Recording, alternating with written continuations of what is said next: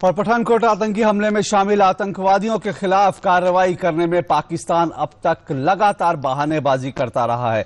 यहां तक कि इस मामले में चीन ने भी संयुक्त राष्ट्र में भारत की कोशिशों को नाकाम करने के लिए वीटो का इस्तेमाल तक किया, लेकिन भारत की लगातार कोशिशें अब रंग लाती दिख रही हैं। पठानकोट आतंकी हमले में शामिल जैश-ए मोहम्मद के मुखिया मसूद अजहर और उसके भाई अब्दुल रऊफ के खिलाफ रेड कॉर्नर नोटिस जारी कर दिया गया और माना यह जा रहा है कि इस नोटिस के बाद पाकिस्तान पर दबाव बढ़ेगा।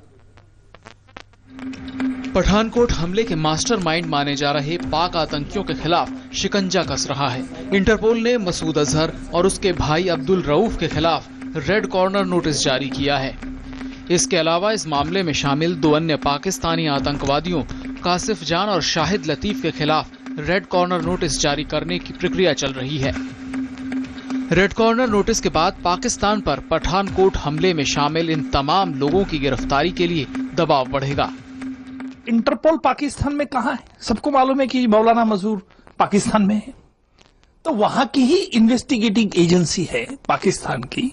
जैसे हमारे यहाँ सीबीआई इंटरपोल नोडल एजेंसी काम करती है इंडिया में, उस तरह से पाकिस्तान सरकार की भी एजेंसी वहां इंटरपोल की तरफ से काम करती है।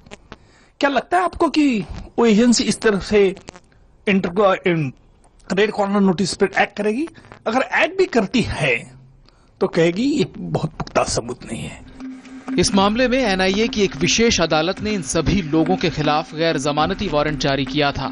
इसके बाद एनआईए ने सीबीआई के जरिए इंटरपोल से सहयोग मांगा था।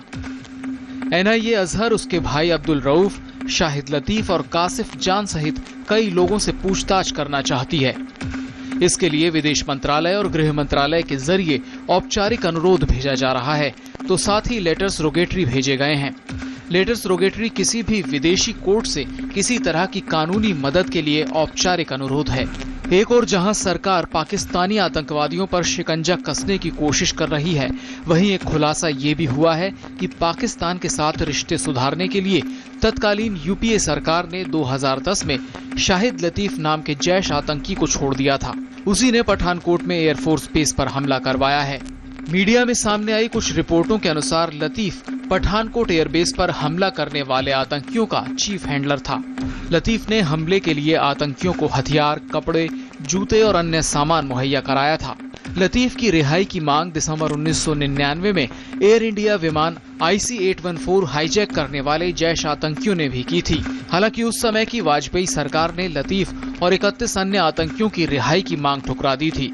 लतीफ जैश सरगना मसूद अजहर का काफी करीबी माना जाता है और जैश लड़ाकों को भारत भेजने में अहम भूमिका निभाता है।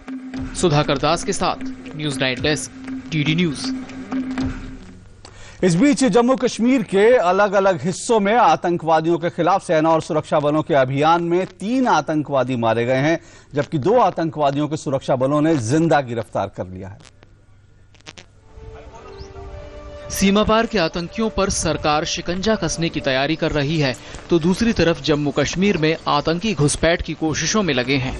पिछले 24 घंटों में 3 आतंकी मारे गए हैं, जबकि 2 को पकड़ने में कामयाबी मिली है। दक्षिणी कश्मीर के शोपियां जिले में पाहलीपोरा गांव में मंगलवार तड़के 42वीं राष्ट्रीय राइफल्स और जम्मू कश्मीर पुलिस के संयुक्त अभियान के दौरान सुरक्षा बल के जवान गांव के एक हिस्से की घेराबंदी कर रहे थे। तभी आतंकियों ने उन पर स्वचालित हथियारों से गोलीबारी शुरू कर दी।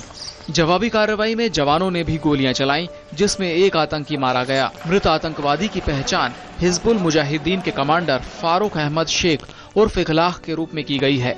आतंकवादियों के कब्जे से एक AK राइफल और अन्य हथियार बरामद किए गए हैं। फायर फाइट रात में चली और सुबह सर्च के दौरान में हमने एक टेररिस्ट को मार गिराया, जिसकी बाद में शनाख्त की गई, जो फारूक अहमद शेख नाजरीनपुरा शोपियां का रहने वाला है। इस ऑपरेशन के दौरान CRPF पुलिस के साथ एक सिनर्जी मिली और काफ़ी बेहतरीन ऑपरेशन हमने किया। इस ऑपरेशन के दौरान में किसी भी जान माल की कोई नुकसान नहीं हुआ। इससे पहले संयुक्त दल ने कुपवाड़ा जिले में चौकी बल के जंगलों में आतंकवादियों की मौजूदगी की खुफिया सूचना के आधार पर सोमवार रात अभियान छेड़ा। इसी दौरान मुठभेड़ में एक आतंकवादी मारा गया। तलाशी अभियान जारी है। वहीं पुंछ में हिजबुल मुजाहिदीन के आतंकवादी बिलाल की सुरक्षा बलों के साथ मुठभेड़ में उस वक्त मौत हो गई जब वह भागते हुए खाई में गिर गया और गंभीर रूप से घायल हो गया। सेना और पुलिस के द्वारा चलाए गए एक संयुक्त अभियान में 2 आतंकवादियों को पकड़ लिया गया है।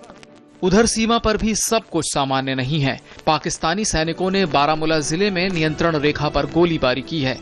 सूत्रों के मुताबिक कश्मीर के उरी सेक्टर में पाक की ओर से संघर्ष विराम का उल्लंघन किया गया है, लेकिन इस घटना में किसी नुकसान की कोई खबर नहीं है।